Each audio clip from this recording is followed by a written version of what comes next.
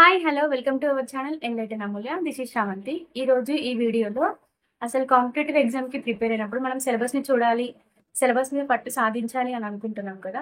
మరి ఆ సిలబస్లో ఏ సబ్జెక్ట్కి ఎక్కువ వెయిటేజ్ ఉంటుంది, ఏ సబ్జెక్ట్కి తక్కువ వెయిటేజ్ ఉంటుంది, అసలు వెయిటేజ్ అనేది ఎలా చేస్తారు అనేది ఒక్కసారి చూద్దాం. అంటే మామూలుగా ఏ ఎగ్జామ్కైనా సిలబస్ ముందే ప్రిస్క్రైబ్డ్ సిలబస్ ఉంటుంది, అందులో నుండే క్వశ్చన్స్ అయితే రావడం జరుగుతుంది. కానీ ఎంత వెయిటేజ్ ఉంటుంది అనేది పర్టికులర్గా చెప్పలేము. ఒక్కొక్క ఎగ్జామ్కి ఒక్కొక్కలాగా ఉంటుంది. ఇప్పుడు ఏం ఎగ్జామ్, ఫర్ ఎగ్జాంపుల్ డిఎస్సి తీసుకుందాం. డిఎస్సిలో 80 మార్క్స్కి ఎగ్జామ్ ఉంటుంది. సో అందులో 44 కంటెంట్ అని చెప్తాడు. మళ్ళీ కంటెంట్ రిలేటెడ్ 8-9 టాపిక్స్ ఉంటాయి. ఆ 9 టాపిక్స్లో ఏది ఎక్కువ క్వశ్చన్స్ వస్తాయి, ఏది తక్కువ వస్తాయి అనేది మనం గెస్ చేయడానికి లేదు. అన్ని క్వశ్చన్స్ అంటే అన్ని టాపిక్స్ మనం చదువుకోవాలి. అట్లనే పర్స్పెక్టివ్ ఎడ్యుకేషన్లో 10 యూనిట్లు ఇస్తారు. అందులో నుండి ఏ టాపిక్ నుండి వచ్చింది, కొన్నేమో ఒక టాపిక్ నుండి స్కిప్ చేయొచ్చు, పెద్ద టాపిక్ నుండి 2-3 క్వశ్చన్లు రావచ్చు. అంటే ఏదైతే సిలబస్ ఉందో ఆ సిలబస్ మీద ఖచ్చితంగా మనం చదువుకోవాలి. లిమిటెడ్ ఏరియా ఉంటుంది కాబట్టి.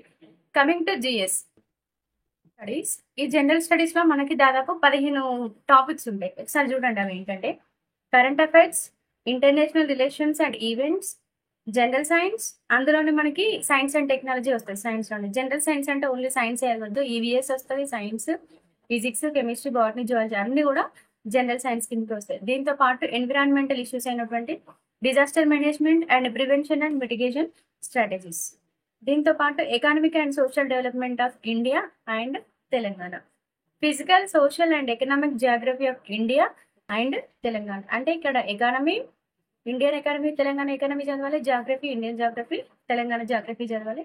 దాంతోపాటు socio economic, political and cultural history of modern India with special emphasis on Indian national movement. Indian national movement కూడా చదవాలంటే జాతీయ ఉద్యమం, మనకు స్వాతంత్రం ఎలా వచ్చిందని, మోడర్న్ హిస్టరీ. దాంతోపాటు socio economic, political and cultural history of Telangana with special emphasis on Telangana statehood movement and formation of Telangana state. అంటే తెలంగాణ మూవ్మెంట్ అంటే తెలంగాణ ఎలా ఫామ్ అయింది అక్కడి వరకు చదవాలి. దీంతో పాటు Indian constitution, social exclusion, society, culture, heritage, arts and literature of Telangana, policies of Telangana, logical reasoning and basic relation. So ఇట్లా టాపిక్స్గా డివైడ్ చేసినప్పుడు టోటల్ 15 టాపిక్స్ ఉంటాయి. మొత్తం క్వశ్చన్స్ 150 క్వశ్చన్స్, మార్క్స్ కూడా 150 మార్క్స్. అంటే మనం మామూలుగా చూసినట్టయితే 15 టాపిక్స్ ఇచ్చారు కదా, ఒక్కొక్క టాపిక్ నుండి 10 క్వశ్చన్స్ మనం ఎక్స్ప్లెయిన్ చేయొచ్చు. కానీ అన్నింటి నుండి 10 క్వశ్చన్స్ రావు. కొన్నింటికి ఎక్కువ క్వశ్చన్స్ అడుగుతారు, కొన్ని తక్కువ అడుగుతారు. ఈ తక్కువ క్వశ్చన్లు అడిగే దాంట్లో ఏముంటుందంటే environmental studies plus disaster management 2-3 questions, లేదంటే ఎక్కువ రీసెంట్ ఇన్సిడెంట్లో అవి రెండు ఎక్కువ ఇష్యూస్ ఉంటే ఒక 5-6 క్వశ్చన్స్ రావచ్చు. ఎక్కువ క్వశ్చన్స్ ఎందులో నుండి వస్తాయంటే polity, national movement and Telangana movement, ఈ 3 సబ్జెక్టులు ఖచ్చితంగా చదవాలి. దీంతో పాటు Telangana schemes and Telangana culture ఉంది కదా, లిటరేచర్ కావచ్చు, ఆర్ట్స్ కావచ్చు, సొసైటీ, కల్చర్, ఇవన్నీ కూడా మనం బాగా చదువుతాం. దీంతో పాటు లాజికల్ రీజనింగ్ క్వశ్చన్ ఖచ్చితంగా ఒక 15-20 questions logical reasoning and 15-20 questions ఖచ్చితంగా ఇంగ్లీష్ గ్రామర్ రిలేటెడ్ బిట్స్ అయితే రావడం జరుగుతుంది. ఒక ప్యాసేజ్ వస్తుంది, ఇంకా గ్రామర్ బిట్స్ కూడా వస్తాయి. సో ఇవి మేజర్గా మనం పర్ఫెక్ట్గా ఉంటే కనుక ఒక 60-70 క్వశ్చన్స్ ఇక్కడే మనం స్కోర్ చేసుకోవచ్చు. మిగిలినవన్నీ ఇంకొక 75 వరకు వస్తాయి. అందులో కరెంట్ అఫైర్స్ 20-30 క్వశ్చన్స్ ఖచ్చితంగా వస్తాయి, వాటికి 20-30 వెయిటేజ్ అయితే ఉంటుంది. సో ఇవన్నీ ఇట్లా చదువుకోవాలి. ఖచ్చితంగా ఈ టాపిక్ నుండి ఎన్ని క్వశ్చన్స్ వస్తాయి అని చెప్పడానికి లేదు. ఒక్కొక్కసారి ఒక టాపిక్ నుండి ఎక్కువ క్వశ్చన్స్ రావచ్చు, ఒక్కొక్క టాపిక్ నుండి తక్కువ క్వశ్చన్స్ రావచ్చు. మనం చేయాల్సిన పని ఏంటంటే ఈ 15 టాపిక్స్ ఏవైతే స్పెసిఫిక్గా ఇవ్వడం జరిగిందో ఆ 15 టాపిక్స్ మీద మనం అవగాహన అయితే పెంచుకోవాలి. ఆ 15 టాపిక్స్కి సంబంధించినటువంటి మ్యాటర్ మనకు తెలిసింది. మళ్ళీ అందులో ఆ 15 టాపిక్స్లో ఫర్ ఎగ్జాంపుల్ ఎకానమీ ఉంది. ఎకానమీలో మీరు ఇండియన్ ఎకానమీ చదవగలుగుతారు, అంటే నిరుద్యోగం కావచ్చు, పేదరికం, ఇంకా పంచవర్ష ప్రణాళికలు కావచ్చు.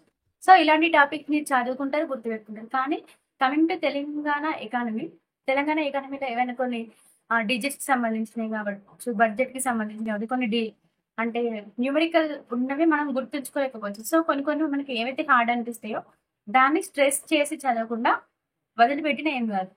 ఈ 15 టాపిక్స్ వదిలిపెట్టద్దు. కానీ ఈ టాపిక్లో ఏదైనా కఠినమైనటువంటి అంశం మీకు రావట్లేదు, ఎంత చదివినా గుర్తుండట్లేదు, అసలు దాని మీద మొత్తానికి అవగాహన లేదు అన్నప్పుడు మీరు ఆ టాపిక్ స్కిప్ చేసినా పర్వాలేదు. కానీ ఈ 15 ఏవైతే మేజర్ హెడ్డింగ్స్ ఉన్నాయో ఆ హెడ్డింగ్స్కి సంబంధించినటువంటి మినిమం మ్యాటర్ మీకు తెలిసి ఉండాలి. సో ఇది అంటే వెయిటేజ్ ఎలా ఉంటుంది అంటే వెయిటేజ్ మనం డిసైడ్ చేయలేము. ఎగ్జామినర్ అంటే పేపర్ తయారు చేసే వాళ్ళ యొక్క మైండ్ సెట్‌ని బట్టి దానికి వెయిటేజ్ ఆధారపడి ఉంటుంది. మెయిన్‌గా వెయిటేజ్ అనేది ఇండియన్ హిస్టరీ అంటే మోడర్న్ హిస్టరీకి, polity plus society and culture, దీంతో పాటు తెలంగాణ మూవ్‌మెంట్, తెలంగాణ స్కీమ్స్. ఈ 5 టాపిక్స్ అయితే ముందుగా పర్ఫెక్ట్ ఉందండి. దీని తర్వాత లాజికల్ రీజనింగ్ చదువుకోండి, ఇంగ్లీష్ గ్రామర్. ఈ 6, 7 టాపిక్స్ మీరు చదువుకొని ఉంటే గనక తర్వాత మీరు ఎకానమీ కావచ్చు, జాగ్రఫీ కావచ్చు, జనరల్ సైన్స్ కావచ్చు, disaster management, environmental studies, current affairs అవి మెల్లమెల్లగా ఇంప్రూవ్ చేసుకుంటూ వెళ్ళండి. సో స్టెప్ బై స్టెప్ వచ్చిన దాని నుండి దాని వరకు. ముందే హార్డ్ సబ్జెక్ట్ స్టార్ట్ చేసుకోకండి. ఉన్న 15 టాపిక్స్‌లో మీకు ఏది ఈజీ అనిపిస్తుంది, మీకు దేని మీద గ్రిప్ ఉందో చూసుకొని సబ్జెక్ట్ టు సబ్జెక్ట్ మొత్తం 15 టాపిక్స్ అన్ని కవర్ చేసుకొని చదువుకొని జీఎస్‌కి అయితే సిద్ధంగా ఉండండి. థ్యాంక్ యూ ఫర్ వాచింగ్ అండి. If you like this video, please like, share and comment, and don't forget to subscribe our channel and like and unfollow. Thank you.